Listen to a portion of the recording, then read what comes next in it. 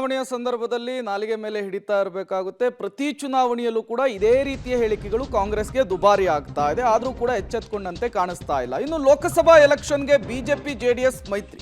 ಬೆಂಗಳೂರಿನ ಖಾಸಗಿ ಹೋಟೆಲ್ನಲ್ಲಿ ದೋಸ್ತಿಗಳ ಮಹತ್ವದ ಸಭೆ ನಡೆದಿದೆ. ಇವತ್ತು ಬಿಜೆಪಿ ಜೆಡಿಎಸ್ ಶಾಲನ್ನು ಹಾಕಿಕೊಂಡು ಮೈತ್ರಿ ಸಮ್ಮಿಲನದ ಸಭೆಯನ್ನು ನಡೆಸಿದ್ದಾರೆ. ಎರಡು ಪಕ್ಷಗಳ ಶಾಲನ್ನು ಧರಿಸಿ ಒಗ್ಗಟ್ಟಿನ ಸಂದೇಶವನ್ನು ರವಾನೆ ಮಾಡಿದ್ದಾರೆ. ಬಿಜೆಪಿ ಜೆಡಿಎಸ್ ಬೇರೆ ಅಲ್ಲ, ನಾವು ಒಂದೇ ತಾಯಿಯ ಮಕ್ಕಳು ಅನ್ನುವಂತಹ ಸಂದೇಶವನ್ನ ಕಾಂಗ್ರೆಸ್ಗೆ ರವಾನಿಸಿದ್ದಾರೆ. ಮೈತ್ರಿ ಪಕ್ಷವನ್ನ ಬೆಂಬಲಿಸಿ ಅಂತೇಳಿ ನಾಯಕರುಗಳು ಮನವಿಯನ್ನ ಮಾಡಿಕೊಳ್ಳುವ ಮೂಲಕ ಕಾರ್ಯಕರ್ತರಲ್ಲಿ ಒಗ್ಗೂಡಿಸುವಂತಹ ಕೆಲಸವನ್ನ ಮಾಡಿರುವಂತಹದ್ದು ನೀವು ಕೂಡ ವಿಜುವಲ್ಸ್ ಅನ್ನು ಗಮನಿಸ್ತಾ ಇದ್ದೀರಿ. ದೇವೇಗೌಡರು, BS ಯಡಿಯೂರಪ್ಪನವರು, ಜೊತೆಗೆ ವಿಜಯೇಂದ್ರ ಅವರು, HD ಕುಮಾರಸ್ವಾಮಿ ಅವರು, ಅರವಿಂದ್ ಬೆಲ್ಲದ್ ಎಲ್ಲರೂ ಕೂಡ ಇವತ್ತು ಭಾಗಿಯಾಗಿದ್ರು. ಈ ಮೂಲಕ ಒಗ್ಗಟ್ಟಿನ ಮಂತ್ರವನ್ನ ಜಪಿಸಿದ್ದಾರೆ ಲೋಕಸಮರಕ್ಕೆ. ಬಿಜೆಪಿ ಜೆಡಿಎಸ್ ಬೇರೆ ಅಲ್ಲ, ನಾವೆಲ್ಲ ಒಂದೇ ತಾಯಿಯ ಮಕ್ಕಳಂತೆ. ಪ್ರಾಮಾಣಿಕವಾಗಿ ಬಿಜೆಪಿ ಜೆಡಿಎಸ್ ಅಭ್ಯರ್ಥಿ ಯಾರೇ ಇರಲಿ ಅವ್ರನ್ನ ಗೆಲ್ಲಿಸುವಂತ ಪಣವನ್ನ ತೊಟ್ರೆ ಅದನ್ನ ತಡೆಯೋದಕ್ಕೆ ಯಾರಿಂದಲೂ ಸಾಧ್ಯ ಇಲ್ಲ. ಇವತ್ತು ದೇವೇಗೌಡರು ಈ ವಯಸ್ಸಿನಲ್ಲಿ ಇಲ್ಲಿ ಬಂದು ಕುಂತಿದ್ದಾರೆ. ರಾಜ್ಯದಲ್ಲಿ ಪ್ರವಾಸ ಮಾಡ್ತೀನಿ ಅಂತ ಹೇಳ್ತಾರೆ. ನಮ್ಮ ಪ್ರಧಾನಿ ನರೇಂದ್ರ ಮೋದಿಜಿಯವರು ಕಳೆದ 10 ವರ್ಷದಲ್ಲಿ ಒಂದು ದಿನ ವಿಶ್ರಾಂತಿ ಪಡೆದೇನೆ ದೇಶ ವಿದೇಶಗಳಿಗೆ ಹೋಗಿ ಬಂದ ಮೇಲೂ ಸಹ ಬೆಳಿಗ್ಗೆ ಎದ್ದು ಅವರ ಕೆಲಸವನ್ನ ಮಾಡ್ತಾ ಇದ್ದಾರೆ. ನಮ್ಗೆ ಆದರ್ಶ ಯಾರು? ಮಾನ್ಯ ಪ್ರಧಾನಿ ನರೇಂದ್ರ ಮೋದಿಜಿಯವರು ಮತ್ತೆ ಮಾನ್ಯ ದೇವೇಗೌಡಜಿಯವರು. ಅಧಿಕಾರದ ಅಮಲಿನಲ್ಲಿ ತೇಲ್ತಾ ಇದ್ದಂತ ಆಡಳಿತದ ಕಾಂಗ್ರೆಸ್ ಪಕ್ಷ ಇವತ್ತು ರಾಜ್ಯದ ಜನರು ಶಾಪ ಆಗ್ತಾ ಇದ್ದಾರೆ. ಕಳೆದ 9 ತಿಂಗಳಲ್ಲಿ ತನ್ನ ಕಾರ್ಯವೈಖರಿಯಿಂದ, ತನ್ನ ಆಡಳಿತ ವೈಖರಿಯಿಂದ ಬಡವರ ವಿರೋಧಿ ಸರ್ಕಾರ ಅಂತೇಳಿ ಜನರು ಮಾತನಾಡ್ತಿದ್ದಾರೆ, ರೈತರು ಮಾತನಾಡ್ತಾ ಇದ್ದಾರೆ ರೈತ ವಿರೋಧಿ ಸರ್ಕಾರ ಅಂತೇಳಿ. ರೈತರ ಸಮಸ್ಯೆಗಳಿಗೆ ಪರಿಹಾರವನ್ನು ಕೊಡದೇ ಇರ್ತಕ್ಕಂಥ ಏಕೈಕ ಸರ್ಕಾರ ಇವತ್ತು ಇಡೀ ದೇಶದಲ್ಲಿ ಯಾವ್ದಾರ ಇದ್ರೆ ರಾಜ್ಯದಲ್ಲಿರ್ತಕ್ಕಂಥ ಕಾಂಗ್ರೆಸ್ ಸರ್ಕಾರ.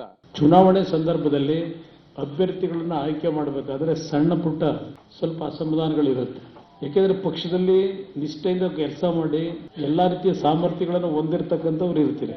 ಆದರೆ ಒಂದು ಅಭ್ಯರ್ಥಿಯನ್ನ ಅಂತಿಮವಾಗಿ ಆಯ್ಕೆ ಮಾಡಿದಾಗ ಸ್ವಲ್ಪ ಮನಸ್ಸಿನಲ್ಲಿ ಪಕ್ಷನನ್ನು ಗುರುತಿಸಬಹುದಾಗಿತ್ತು. ಯಾತಕ್ಕೆ ನಮ್ಮನ್ನು ಕಡೆಗಣಿಸಿದ್ರು ಅಂತಕ್ಕಂಥ ಒಂದು ಮನಸ್ಸಿನಲ್ಲಿ ಏನೋ ಒಂದು ನೋವಿನ ಒಂದು ಭಾವನೆಗಳಿಂದ ತಾವುಗಳು ಏನಾದರೂ ಸ್ವಲ್ಪ ನಿರಾಸಕ್ತಿಯನ್ನು ಚುನಾವಣೆಯ ಪ್ರಕ್ರಿಯೆಗಳಲ್ಲಿ ಆ ಒಂದು ವಾತಾವರಣಕ್ಕೆ ನೀವು ಒಳಗಾದ್ರೆ ಅದು ಪಕ್ಷದ ಮೇಲೆ, ದೇಶದ ಮೇಲೆ ದುಷ್ಪರಿಣಾಮ ಬೀರುತ್ತೆ ಅಂತಕ್ಕಂಥದ್ದನ್ನ ನಾನು ನಿಮ್ಮಲ್ಲಿ ಮನವಿ ಮಾಡ್ತಾ ಇದ್ದೇನೆ. ಇನ್ನು ಲೋಕಸಭಾದ ಅಖಾಡಕ್ಕೆ ಮಾಜಿ ಪ್ರಧಾನಿ HD ದೇವೇಗೌಡರು ಕೂಡ ಭರ್ಜರಿ ಎಂಟ್ರಿ ಕೊಟ್ಟಿದ್ದಾರೆ. ಅಖಾಡಕ್ಕೆ ಇಳಿದಿದ್ದಾರೆ. ಕಾಂಗ್ರೆಸ್ ವಿರುದ್ಧ, ಸಿದ್ದರಾಮಯ್ಯ ವಿರುದ್ಧ ಇವತ್ತು ಅಬ್ಬರಿಸಿ ಬೊಬ್ಬರಿದಿದ್ದಾರೆ. ಸಿದ್ದರಾಮಯ್ಯ ವಿರುದ್ಧ ದೇವೇಗೌಡರು ಸಿಡಿಗುಂಡಿನ ಮಾತುಗಳು. ಸಿದ್ದರಾಮಯ್ಯ ಗರ್ವಭಂಗ ಆಗಬೇಕು, ಗರ್ವಭಂಗ ಆಗಬೇಕಾದ್ರೆ ನಾವೆಲ್ಲರೂ ಕೂಡ ಒಟ್ಟಾಗಿ ಹೋರಾಟ ಮಾಡಬೇಕು. ಮೈಸೂರು, ಚಾಮರಾಜನಗರದಲ್ಲಿ ಕಾಂಗ್ರೆಸ್ ಅನ್ನ ಸೋಲಿಸಬೇಕು ಅನ್ನುವಂತಹ ರಾಜಕೀಯ ಪಾಠವನ್ನು ಮಾಡಿದ್ದಾರೆ. ಸಮನ್ವಯ ಸಭೆಯಲ್ಲಿ ಮಾಜಿ ಪ್ರಧಾನಿ ದೇವೇಗೌಡರು ಬಿಜೆಪಿ ಮತ್ತು ಜೆಡಿಎಸ್ನ ಕಾರ್ಯಕರ್ತರುಗಳು ಮತ್ತು ನಾಯಕರುಗಳಿಗೆ ಕರೆಯನ್ನು ಕೊಟ್ಟಿದ್ದಾರೆ. ರಾಮನಗರ ಜಿಲ್ಲೆ ನಮ್ಮ ತವರು ಜಿಲ್ಲೆ ಅಂತಿದ್ರು.